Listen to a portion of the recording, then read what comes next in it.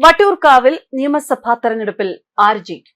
ഇപ്പോൾ അതാണ് ഉയരുന്ന ഒരു ചോദ്യം. ഈ ചോദ്യത്തിന് ഒറ്റ ഉത്തരം മാത്രം: ആർ ശ്രീലേഖ. കഴിഞ്ഞ ദിവസം MLA വിഷയത്തിൽ ശ്രീലേഖ സ്വീകരിച്ച നിലപാട് സാധാരണക്കാരായ ജനങ്ങൾക്കിടയിൽ അങ്ങനെ ഒരു വിലയിരുത്തലാണ് സൃഷ്ടിച്ചിരിക്കുന്നത്.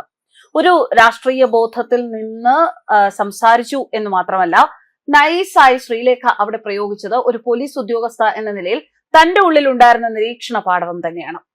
VK സഖാവിനെ മൂലക്കിരുത്താനല്ല നോക്കിയത്. അനന്തപുരിയിൽ നടക്കുന്ന അഴിമതി കൊട്ടയ്ക്ക് ഒരുമിച്ചെടുത്ത് പുറത്തിടുകയാണ് ശ്രീലേഖ ചെയ്തത്.